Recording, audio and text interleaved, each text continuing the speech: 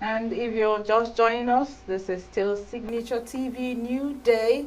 Here in the studio discussing challenges of parenting and raising a child in this modern day. We have a gentleman seated here in the studio to do justice to this topic in the person of Mr. Eusebius Chinedu Ofo. He is a public and environmental health practitioner. He is also the chairman of Godfrey Okoye University Parents Forum. He will be here to talk on the challenges parents go through trying to raise kids, be it toddlers, adolescents, young adults, teenagers, whatever, what have you. All right, but Mr. Eusebius, thank you so much for finding time to join us this morning. You're welcome. I trust all is going well with you. Yes, thanks for having me. Great, great. Knowing your background, I trust you also listened to President's speech and address of the nation this morning. Yes, I did. Yes, because he mentioned a lot of things his administration has been able to achieve, from the student loans to removal of subsidy I think we should play the video, call it out to play. Okay. Yeah. So just take a listen to some of the things that he mentioned, and I want you at the end of the day to tell us if all those reforms and policies actually directly translate to improving the standard of living of the ordinary Nigerian. Let's take a listen. Okay.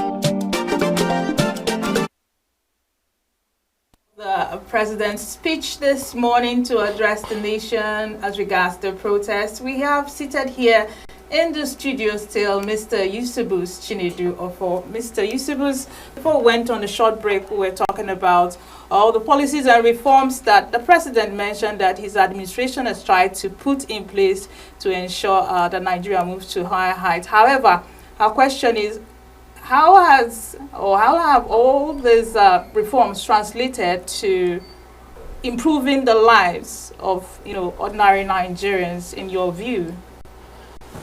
Thank you very much. In my view, really, I listened to him.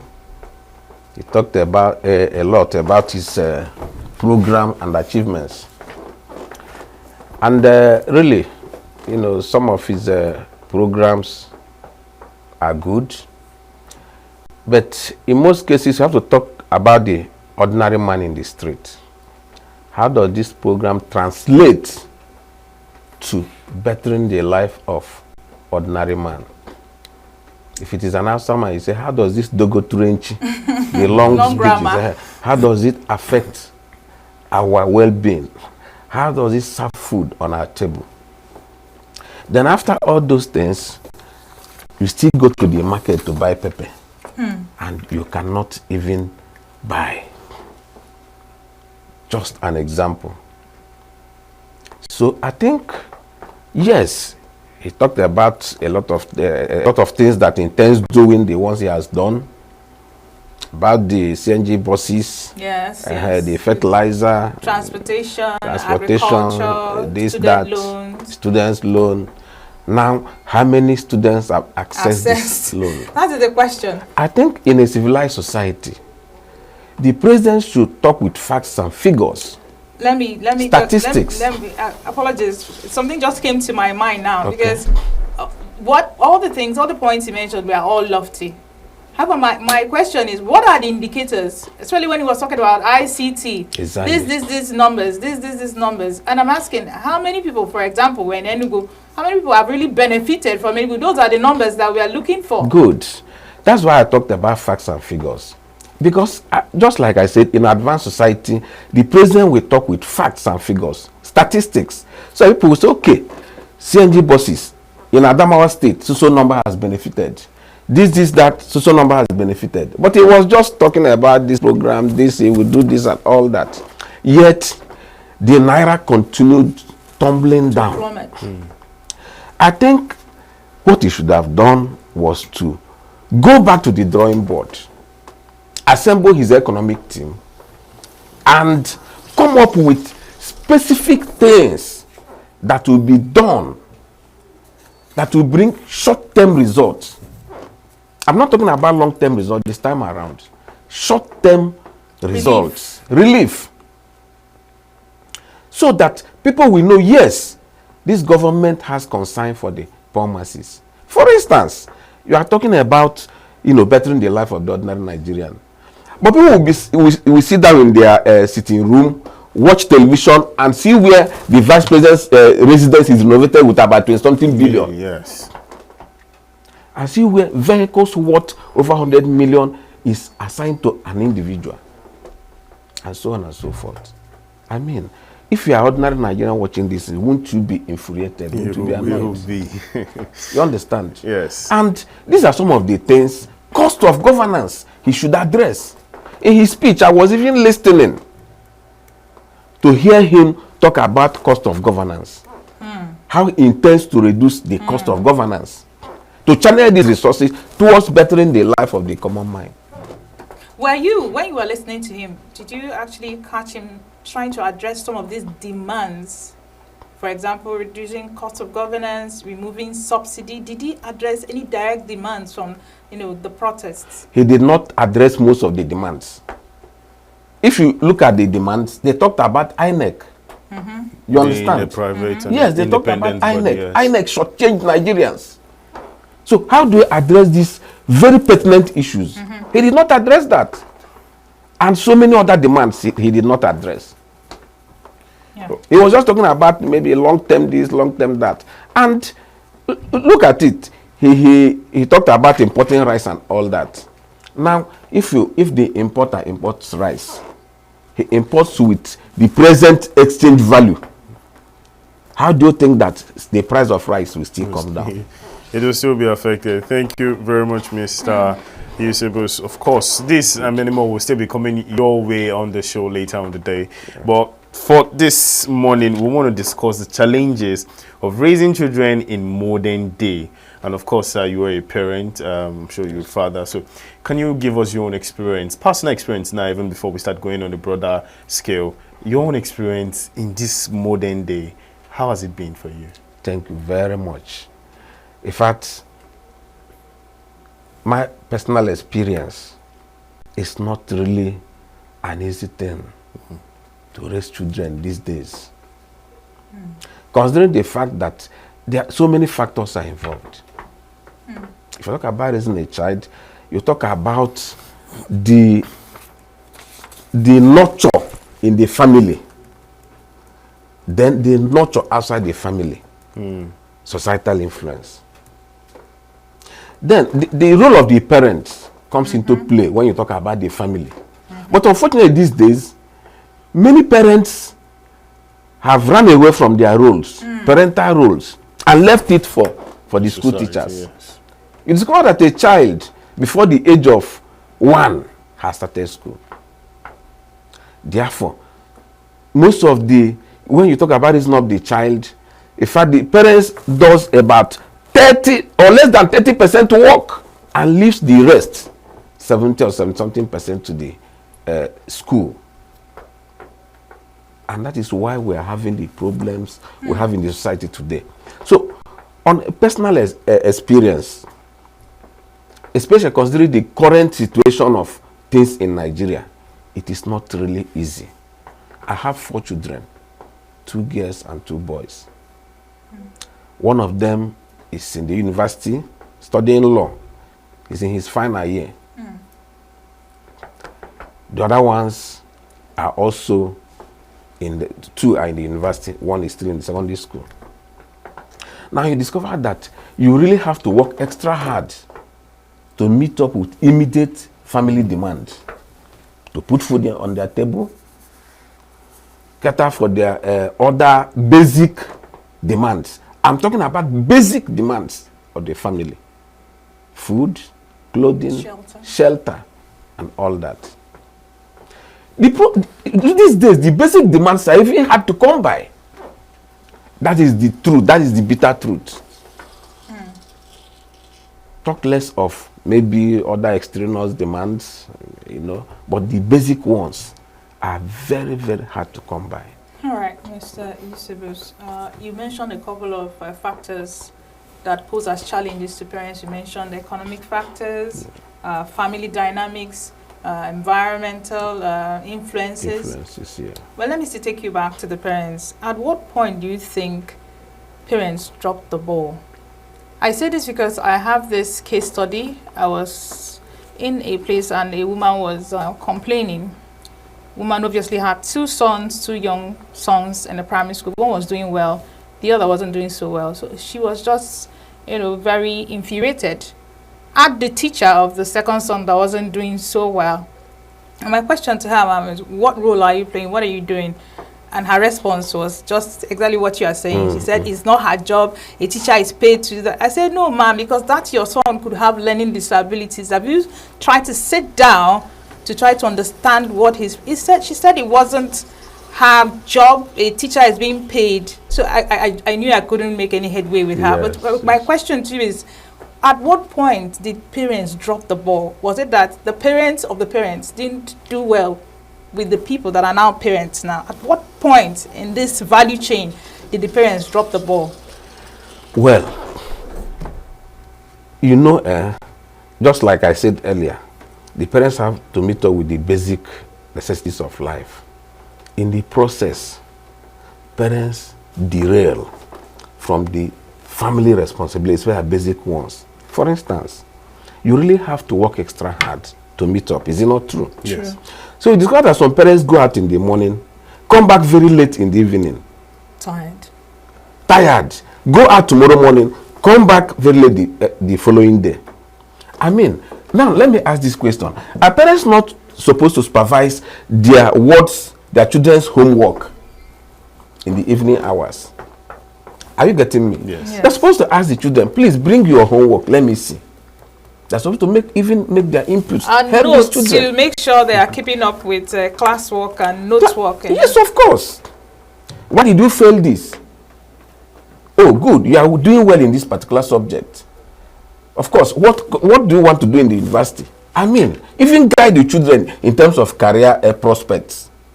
These days, those things are not available in most families. You won't believe it. Because, of course, you have to meet up with daily necessities in the family. So you see some parents do this work, do that, go this way, and of course you can even see the implication. These days you see parents slump and die. Yes. These things have not been that way previously. Yeah. Speaking of previously, what are the significant changes you've seen in parenting style that has been before and what it is now? Good. Well, the significant things is that parents, in fact, in most homes now, many parents, especially males, fathers, shy away from their responsibilities. Coming from a man, this is Yes, very good one. interesting. So you now discover that women take up more responsibilities, more than what it used to be. Why do you think that is, sir? Why is this trend? Why? Why is it happening? I think the reason is that the problem is societal influence. For instance, increasingly, men now believe that women should work to help in the house because what they're doing is not enough to put food on the table.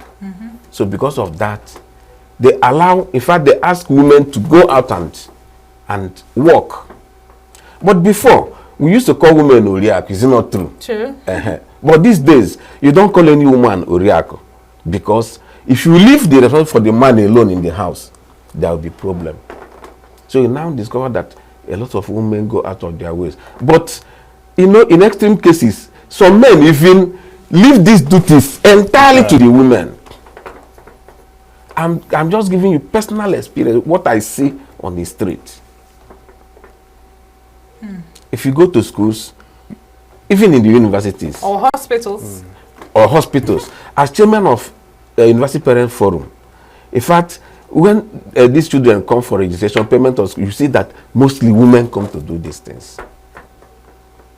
If you ask them, they say, their father is busy. But it's not supposed to be the case. The man is supposed to follow up on these kids. So do you think there's a fundamental issue playing out here? You know, it might not really just be about the economic issue. Does it have to do with upbringing of the boys that will raise them to become men that are not so responsible? What do you think is the root cause of this trend we are seeing? Well, actually, the root cause is orientation. Orientation in the sense that people now, a lot of young men now believe that you can earn without working hard. And that is why you see all this Yahoo and all that. And you discover that this also came from the home, from parents. Are you getting me? Yeah. Yes. This came from, because one is that the father doesn't ask the son, where did you get this watch? Where did you get this shoe you are putting on? Something like that. So they now see the world as a free world where you do whatever you want to do, where you do things with impunity. You feel that there's no implication to whatever you're doing. You understand? Yes. So the basic problem is from the home. The parents are not teaching their children Sense of responsibility. sense of responsibility, necessary values. You understand? That things that will make you tomorrow to be responsible in the society. So it's when the person grows up with this orientation and gets married, in fact, anything goes in the home, and at the end of the day, the woman is at the receiving end. But going back to the traditional way, of course, we know how parents were in those days and how things were, how men were responsible. They go to the farm but then we can trace it that at what point did it go wrong? Is it due to the advancement of technology and the new age that we have? At what point did that train of thought of men being responsible, at what point did it go wrong? Okay. Well, I may say that at the point of advanced technology, digital age. You understand? Yes. Because due to technology, the world became a global village. And that means what happens in US, what happens in whatever country has influence on what happens in Nigeria. For instance, this same-sex marriage and all that. So most deviant behaviors are just behaviors emulated from other countries. Just like I said, in this era of advanced technology, the world became a global village. So I will just say that the major cause is societal influence due to advanced technology. All right, sir. Mr. Eusebius, the family, according to sociologists, they say the family is the unit of the society. Yes. Regardless of digital advancements and the world becoming a global village, we have to find a way to make this work. Now, we cannot stop the influences coming from the West or from digital ecosystem. Yes. But the family being the unit of the society, how do you think parents can rise up and instill this sense of value and sense of responsibility in their children, regardless of pressure? Because, you know, Igbos will say, "Nejiro mbabwa along." You're yes, not, yes. for the sake of being, shot in a battle and not go for battle. If you have to go for battle, you really have to brace up and go. So my question is, what, for lack of a better word, what is your advice to parents? Because the child comes from the home. So you have to equip the child in the home. So when these other influences come, they'll be able to stand against them. Yes. So what is your advice to parents? How can they balance the pressure of provision and, for a man, security too, securing his family, and nurturing, the children and impacting values in them? Yes. Well, I think the advice should hinge on family reorientation. I mean, children should be, we should let these children know that there are traditional values that makes up a good family. It's got that in some families today, the children don't even know their hometown. They don't even go home. In some families today, the children cannot speak their mother tongue. That is vernacular. You understand what I mean? Igbo language. Or any other native language. Or any other native language. Because of what I said earlier, societal influence. So we have to bring back these values. I remember sometimes there was a school in Transekulu where I put my children. One white woman, a British woman. That was in the 80s? Or No, in the 90s? Early 90s. Yes. Was the head of the school. Now, I frowned. I in a PTA meeting, I asked the woman, how can these small children come to school in the morning? After school, they will start what they call lesson. And go home around 5 o'clock, 6 o'clock in the evening. You know what the woman told me? That most parents demanded it. But do you know why? For them, so that it will clash with the time that they will come home. Yes. Around 5, 6 in the evening. So that the children, as the children are coming home, they are coming home. That's what the woman, the answer that the woman gave to me. So let us go back to the values. Let us teach our children that there are traditional values that makes a good home. For instance, when you come out in the morning, you greet your parents. Good morning. Good morning, sir. This day, children will just see and say, good morning. If they indeed. if that sir and ma have disappeared. And so on and so forth. Finally, let's start with these basic values. Finally, Mr. Eusebius, on my own end, is it not quite difficult to manage the economic situation of the country on having to provide for the family, just like you said, even for the basic need? Is it not quite difficult for parents to be able to manage that and still manage being a parent? Well, it's not difficult because we have to adjust. We really have to adjust. All we need is to adjust because, see, these family values is worth the time. Because when these children grow, you will now see the essence of time spent in the family. You will now see the essence. Of course, when your children are doing well, you will see the values. But when you make all the money and at the end of the day, you lose these children. So which one is better? It's like robbing Peter to pay Paul. It's like robbing Peter to pay Paul. On a final note, sir, on a final note, please just give advice to parents out there watching. Of course, everybody has these challenges in their families and wondering probably how to come out of it. In just 2 minutes, just give an advice to parents out there struggling. Okay, thanks very much. Well, my advice to parents is to, first of all, pray. You understand? Surrender all these problems to God. Teach the children in the family to know God. That is one. Then 2, reorientate these children. Let them know that there are basic values that you have to know. Basic values. Respect for parents, respect for elders, and so on and so forth. Contentment. Contentment. Be contented with the little you have. These are some of the things these are some of the values that these children have to know as basic values then other things will come in. Yeah. Thank you very much, Mr. Eusebius Chinedu Offor. He's a director and public health, environmental health rather. He's a director for public and environmental health.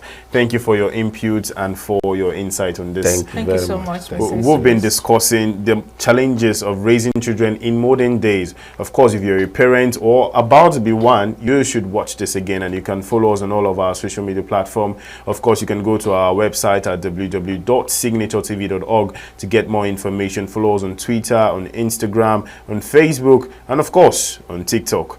Well, stay tuned, stay glued to this TV station. We're going on a short break rather. Sorry, we're going to be going on a very short break, and when we come back, we'll be discussing hardship and the hunger protests happening in the country. Please stay tuned.